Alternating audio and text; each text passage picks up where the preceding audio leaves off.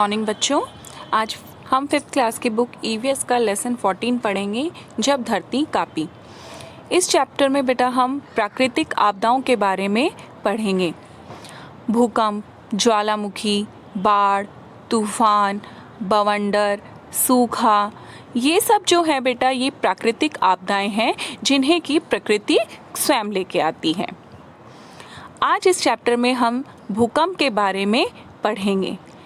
भूकंप बेटा हमारी भूपर्पटी के भीतर आकस्मिक कुछ प्रतिक्रियाएं होती हैं, कुछ घटनाएं होती हैं, गतिविधियां होती हैं, जिसकी वजह से हमारा जो धरातल है उस पे एक कंपन उत्पन्न होता है। ठीक है, कंपन मतलब हमारी जो पृथ्वी है, हमारा धरातल हिलने लगता है, जिसकी वजह से सड़कों पर दरारें आ जाती हैं, बड़ी बड़ी बिल्डिंगें और मकान गिर जाते हैं। इससे बहुत ही जान और माल की हानि होती है, उनकी क्षति होती है। तो गुजरात में सन 2001 में बहुत बड़ा भूकंप आया था बेटा, गुजरात के भुज और कच्छ इलाके में। आइए हम इसके बारे में विस्तृत रूप से पाठ को पढ़कर जानते हैं। Page number 131। जब धरती कांपी। एक बुरा सपना। ओह क्या हुआ, ओह ओह बचाओ बचाओ जल्दी आओ। चारों तरफ चीखने चिल्लाने की आवाज़ें, पैरों के नीचे जमीन हिलती हुई और चारों तरफ भागते हुए घबराते हुए लोग। मैं जोर से चिल्लाई और एकदम से मेरी आँख खुल गई। मेरी चीख से माँ की नींद भी खुल गई, यानी वो भी जाग गई। वे भागी आई और मुझे अपनी छाती से लगा लिया। ओह यह तो सपना था। 6 साल पहले असल में ऐसा ही हुआ था। उस भूकंप को आए 6 साल से भी ज़्यादा हो चुके हैं, पर आज भी कई बार नींद में लगता है मानो ज़मीन हिल रही है। मैं गुजरात के कच्छ इलाके में रहने वाली जस्मा हूँ। बात तब की है जब मैं सिर्फ 11 साल की थी। उस दिन गांव के बच्चे बड़े सब स्कूल के आंगन में टीवी पर 26 जनवरी की परेड देख रहे थे। हम सब भी देखते हैं ना बेटा, 26 जनवरी यानी गणतंत्र दिवस पर जो परेड का आयोजन होता है उसे हम टीवी के द्वारा देखते हैं। अचानक ज़मीन तेजी से हिलने लगी। सभी लोग घबराकर इधर उधर भागने लगे। किसी को भी पता नहीं था कि क्या करना चाहिए। भूकंप से बेटा एकदम, क्योंकि आकस्मिक होता है, हमें नहीं पता चलता है कि भूकंप कब आने वाला होता है, तो हम इसके लिए तैयार हो सकें। हमारी पृथ्वी के भीतर अचानक कुछ गतिविधियां होती हैं जिसकी वजह से ये भूकंप आता है। हमारी पृथ्वी पर, हमारे धरातल पर एक कंपन उत्पन्न होता है। कंपन से धरती हिलती है। आपको पता है बेटा, भूकंप को नापने के लिए एक यंत्र का इस्तेमाल किया जाता है जिसे कि सिस्मोग्राफ कहते हैं। ठीक है, पेज नंबर 132।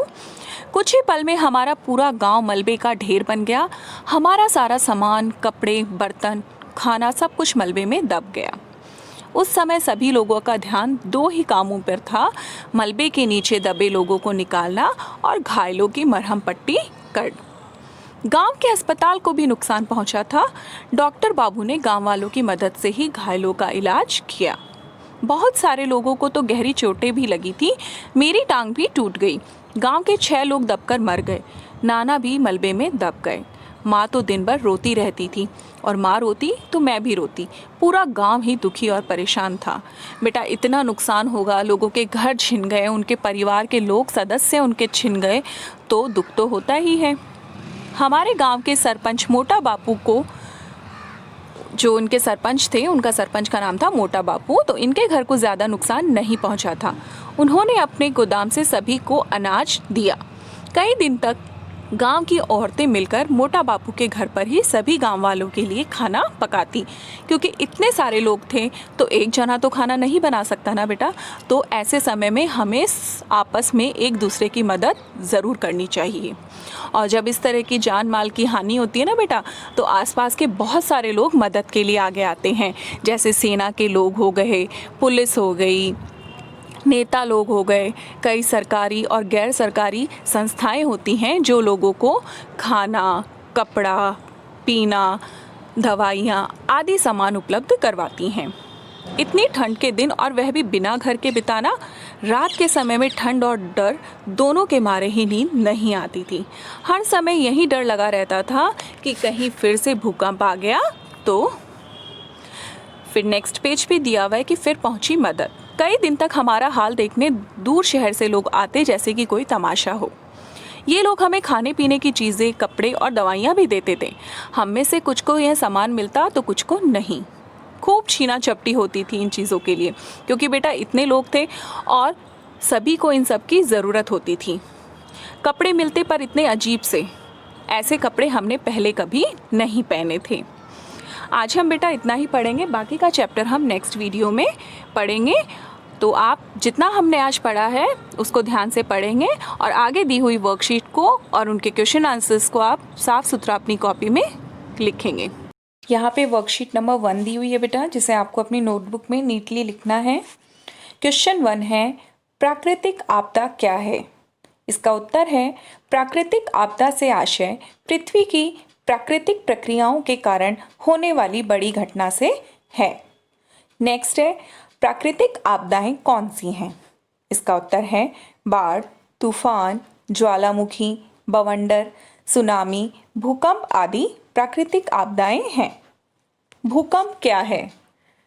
भूपर्पटी के भीतर हुई गतिविधियों के कारण धरातल में हुए तीव्र आकस्मिक कंपन को भूकंप कहते हैं। नेक्स्ट है, भूकंप की तीव्रता किस यंत्र से मापते हैं? उत्तर है, सिस्मोग्राफ। सिस्मोग्राफ से भूकंप की तीव्रता मापी जाती है। नेक्स्ट है, ज्वालामुखी से निकला गर्म पिघला पदार्थ क्या कहलाता है? इसका उत्तर है, लावा। नेक्स्ट है, ज्वालामुखी क्या है? भूपर्पटी में हुआ एक विस्फोट जिसके भीतर से पिघली चट्टानें, राख और गैसों का विस्फोट होता है। ठीक है बेटा, इसे आप लिखेंगे भी और साथ में लर्न भी करेंगे। Thank you.